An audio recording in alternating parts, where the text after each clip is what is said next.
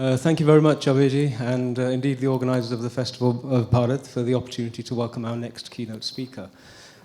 We've had an incredible day today. I've just been talking to a number of people here, and the word magical was used. The words that have been used have been, some things were anticipated, but there were unanticipated delights. And I always gauge the success of an event like this on the number of times we're brought to the verge of tears by something somebody has said. It means we've connected and we've understood, we've had that transference. Now, I have the honour and privilege of introducing our next guest, who I have heard, I've had the honour and pleasure of listening to him speak in the past, and so I'm not going to take too long, but there are just one or two things I'd like to say in terms of context and the Festival of Bharat here.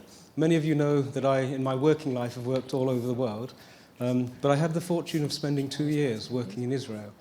And some of us who grew up outside of India will probably remember that first time we went to India and we felt a sense of coming home. There's just something that happens when you're amongst family. And I've worked all over the world, and the only place that I felt that same way was when I was working in Israel. What is his name again? There was that sense of actually shared values, but also shared priorities. Now, the gentleman who I'm going to invite to speak in a moment is part of our journey of rediscovery. Today has been all about reconnecting and taking a journey back into our roots, and then bringing the lessons and teachings of those roots here into the modern world and learning how to apply them. The Jewish people, the people of Israel, we have a history, we have a relationship, and we too are on a journey of rediscovering that. We're very, very fortunate to have Mark G with us today, and so I'd like you all to welcome him to the podium. And Mark, please, the floor is yours. We look forward to hearing from you.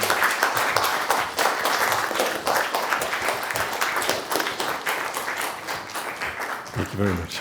Thank you very much. Thank you for those very, very kind words of welcome.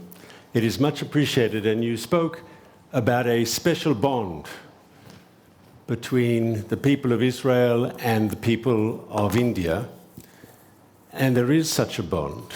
And before coming here today, I checked my history, and in the Hebrew Bible, specifically in the book of Kings,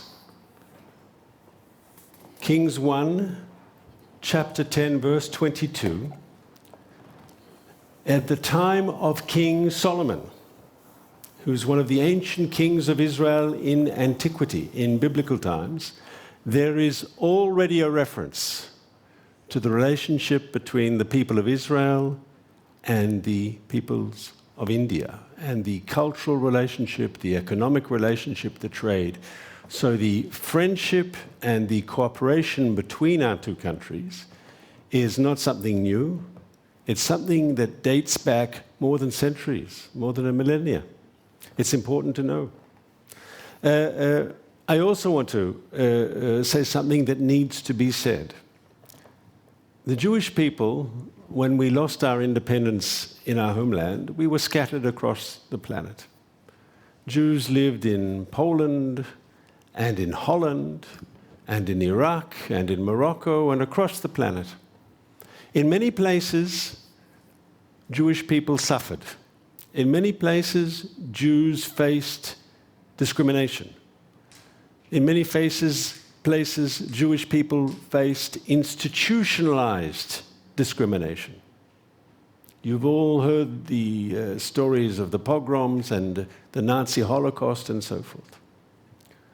As far as I know, and I've studied this, in India, the Jewish community was never persecuted. That Indian civilization, unlike others, unlike Christian civilization in Europe, unlike some of the peoples in the Middle East, in India there was never a phenomena known as anti-Semitism.